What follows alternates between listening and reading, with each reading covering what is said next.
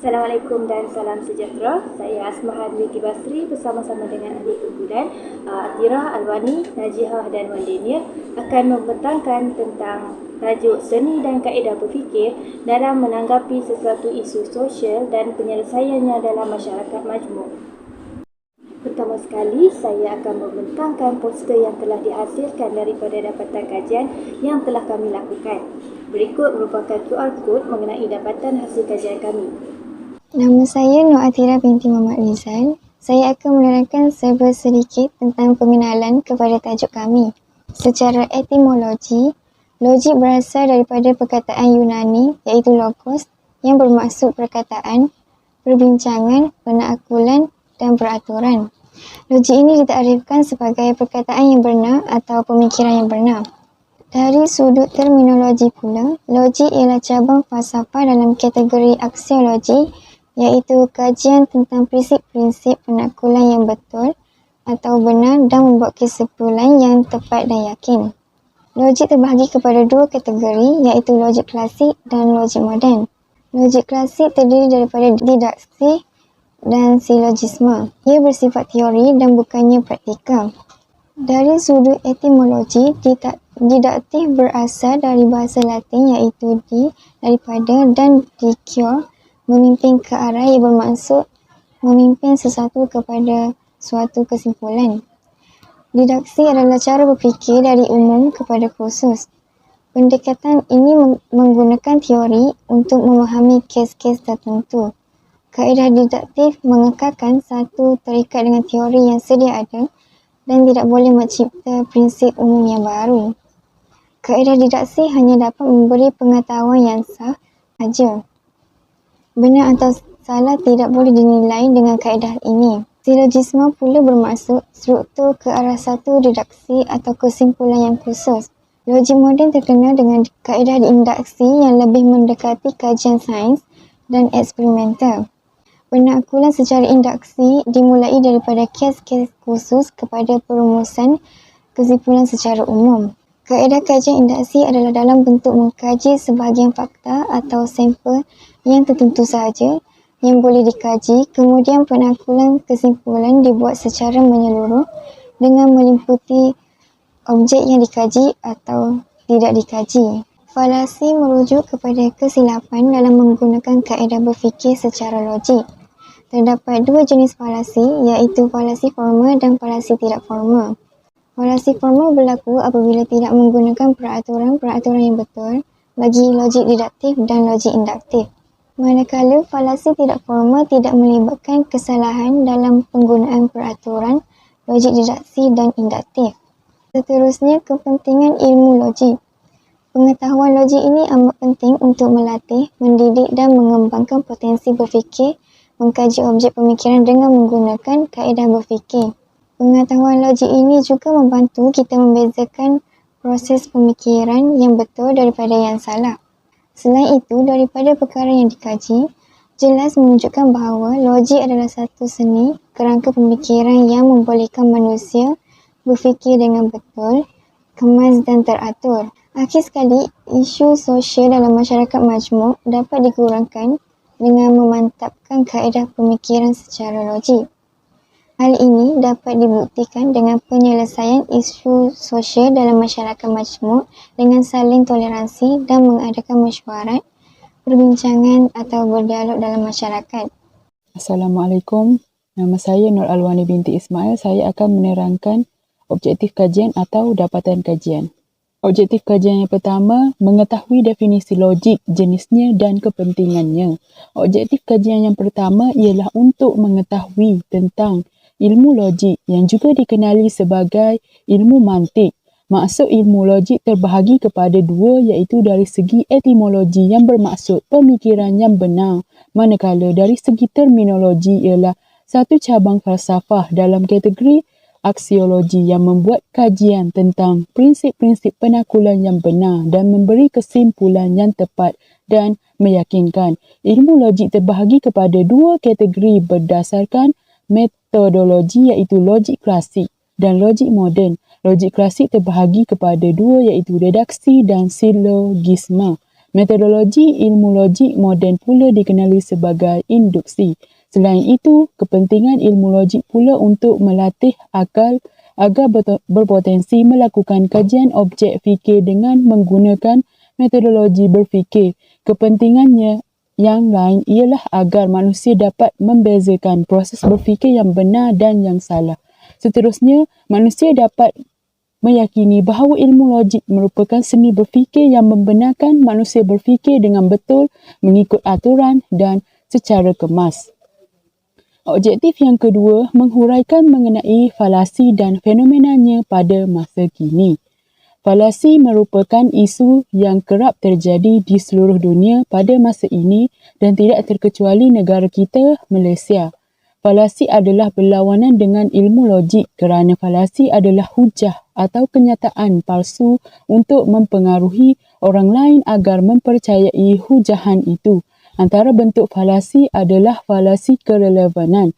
Contoh falasi kerelevanan ialah falasi penyimpulan tidak relevan, falasi serangan peribadi, falasi serangan situasi peribadi, falasi kejahilan, falasi menagih simpati, falasi merujuk kepada otoriti dan falasi menolak akibat kerana sebab tidak berlaku. Contoh falasi yang berlaku pada masa kini ialah pandangan Islamofobia bahawa orang Islam itu pengganas yang mengancam keselamatan orang lain bermula setelah Islam dikatakan dalang di sebalik kejadian 9/11 di Twin Towers World Trade Center yang telah mengorbankan banyak nyawa.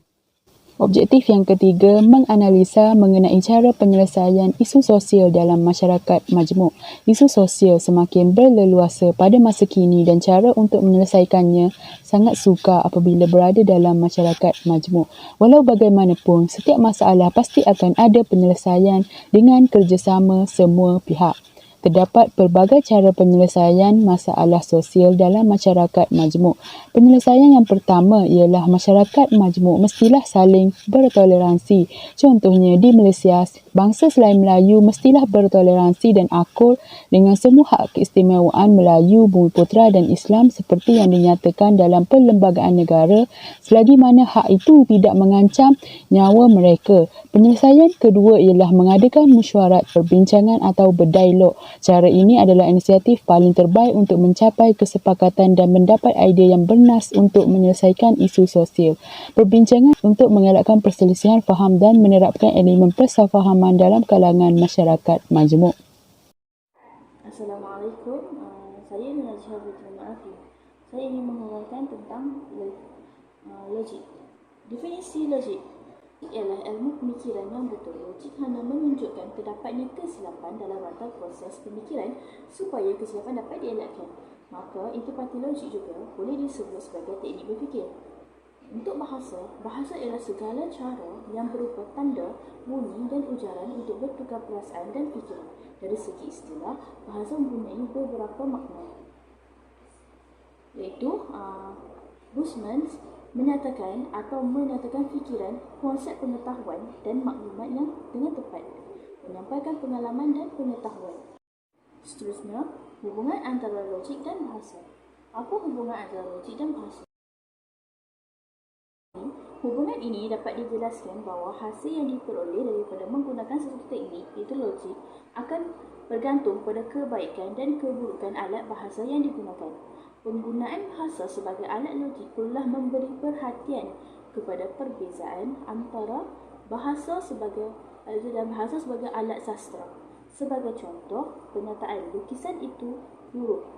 Maka yang saya maksudkan ialah lukisan itu tidak boleh dikatakan cantik, ataupun maksud saya lukisan itu tidak boleh dikatakan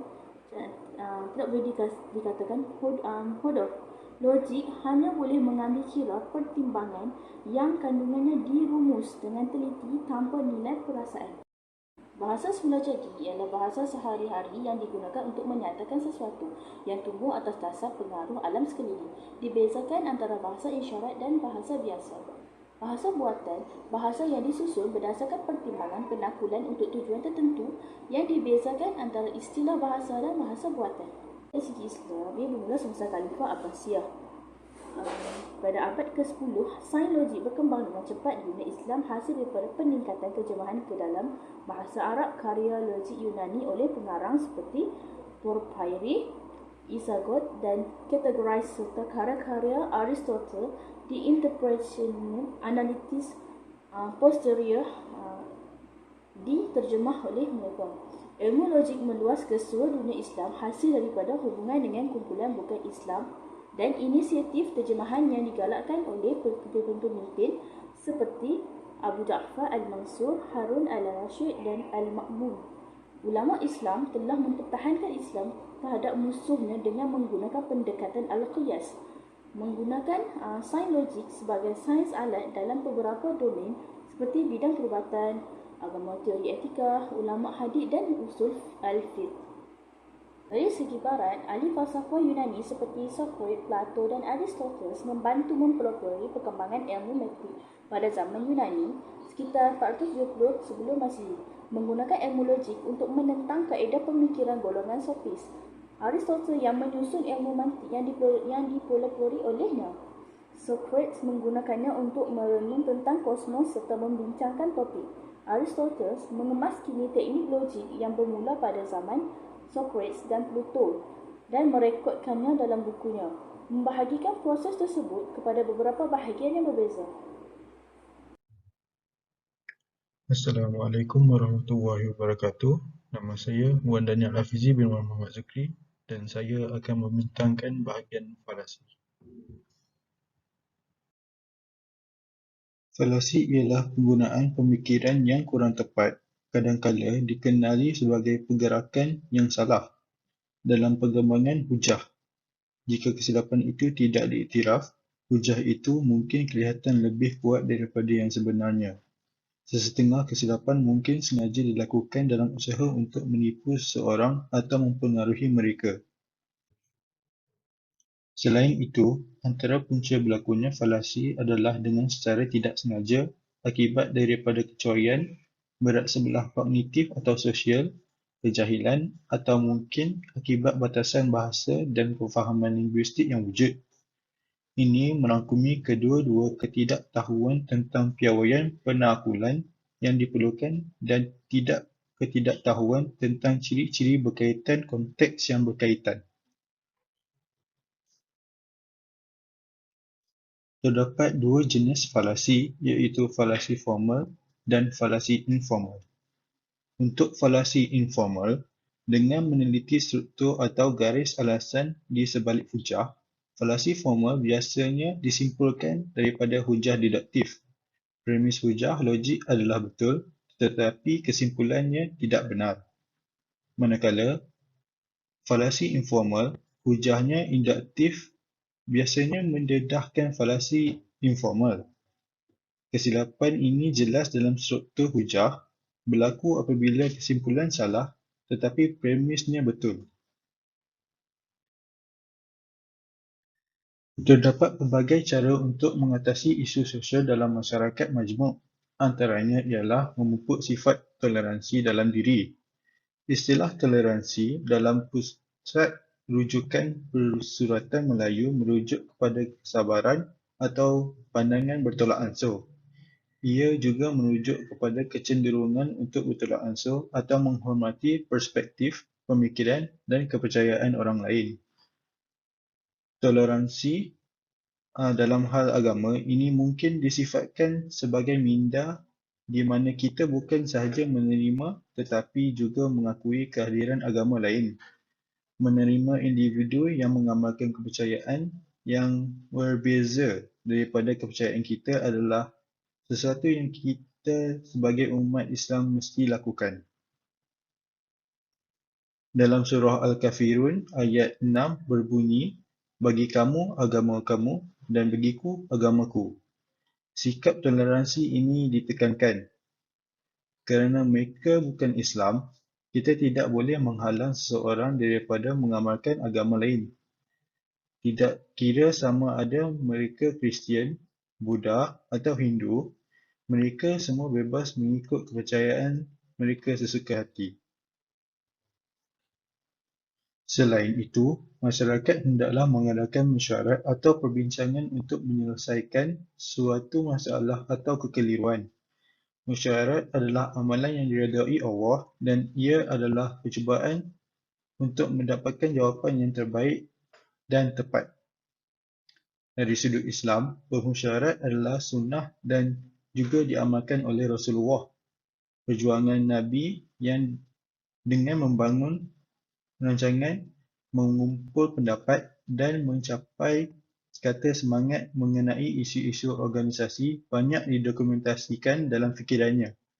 Semua peserta mesti komited dalam mesyuarat dan agenda dan tujuan harus dinyatakan dengan jelas. Mesyuarat itu merangkumi para hadirin, topik yang dibincangkan dan pilihan yang mesti dijalankan. Oleh itu, perbahasan hendaklah berlangsung dalam suasana yang aman dan menerima. Kesimpulannya, ilmu pengetahuan adalah perkara penting yang harus dipelajari oleh setiap individu tanpa mengira lapisan umur. Setiap manusia dikurniakan akal oleh Allah Subhanahu Wa Taala bagi menunjukkan betapa pentingnya peranan logik dalam kehidupan seharian. Akal yang dikurniakan oleh Allah haruslah digunakan sebaik mungkin bagi membezakan yang mana baik dan yang mana buruk. Ilmu logik haruslah diterapkan dalam diri seseorang individu supaya terbiasa dengan pemikiran yang rasional. Pemikiran logik mendorong keupayaan dan corak pemikiran seseorang individu dalam menyelesaikan sesuatu masalah yang dihadapi dalam kehidupan seharian. Kita juga mestilah bijaksana dalam menentukan corak fikir supaya maklumat dapat ditafsir dengan benar dan sahih. Selain itu, kita juga mestilah berhujah secara bijak menggunakan akal dan lisan berdasarkan maklumat yang benar dan fakta yang telah dibuktikan. Setiap hujah yang disampaikan perlu mengambil kira dari segi fakta dan keterangan yang dilontarkan. Seseorang yang mendengar hujah yang disampaikan perlulah berfikir secara rasional dan mengkaji dahulu tentang hujah-hujah tersebut sebelum menerima sepenuhnya maklumat yang disampaikan. Hal ini dapat mendidik masyarakat supaya berfikir secara matang sebelum menerima sesuatu maklumat atau hujah yang disampaikan tanpa mengira kesahihannya. Pada masa kini, banyak platform yang menyebarkan maklumat kepada masyarakat seperti media massa dan media elektronik. Justru, masyarakat perlulah bijak mentafsir maklumat yang telah disampaikan secara rasional dan logik akal. Sekian dahulu daripada kumpulan kami, semoga bertemu lagi di masa yang akan datang.